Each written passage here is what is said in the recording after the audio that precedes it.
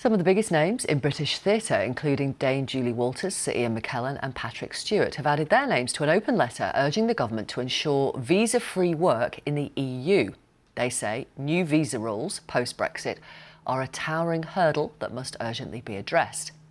Today, MPs on the Culture, Media and Sport Committee will hear evidence from musicians and artists this morning. Let's talk to self-employed professional folk singer Iona Fyfe. Iona, hello to you. Good morning.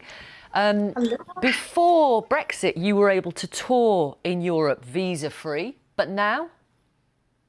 Absolutely. Now it's not going to be frictionless. Each member state requires individual work permits and visas. There's a lot of bureaucracy, ATA carnies, EORI numbers in order to sell merchandise. It is a financial and logistical nightmare, and it's really going to put people off or not allow people to be able to tour in Europe, and that's really important for grassroots musicians like myself, as well as the big names. Of course, and because Elton John's been banging on about this as well. Touring in Europe used to make up a decent proportion of your earnings, is that right, as a self-employed folk singer? Absolutely. I mean, last year I was scheduled to be in Canada, America, Australia, the UK, of course, but mainly mainland Europe. And it's a huge market for my genre in particular, and there really is no other market which is comparable. And overnight in March, basically 120 gigs got cancelled. I am one of the musicians who fell through a lot of the government support, and almost 34% of the UK musicians that the Musicians Union surveyed are considering leaving the industry altogether, an industry that contributes 5.8 billion to the economy.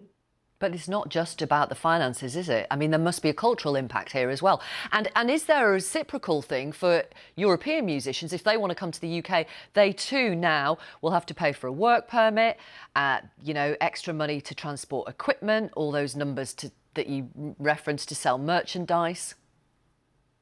Yeah, absolutely. It would be reciprocal. So European musicians most likely will have the same barriers and restrictions in place as UK musicians. The carnies, the visas, the work permits. It's most likely that European musicians might just leave the UK off of their tour schedule.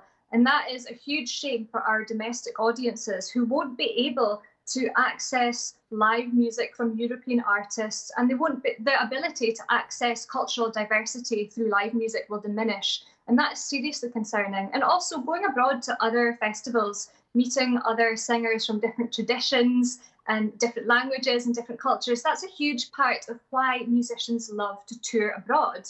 So not being able to do that frictionless is a huge cultural loss as well.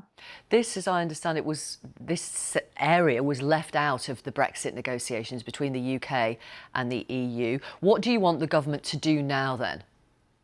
I think there's been a lot of back and forth between the governments of who offered an agreement, who turned it down.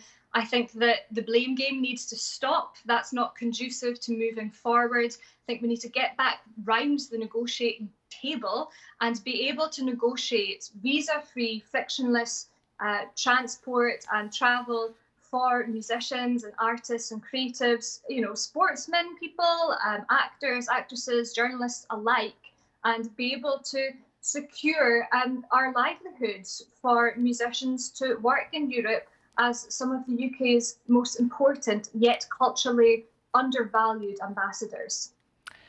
Thank you very much. Thank you for talking to us, and good luck, Iona. As I said, MPs from the Digital Sport and Media Committee are going to be taking evidence from musicians and artists this morning, and so that committee will consider proposals put forward by the industry, as Iona was just describing.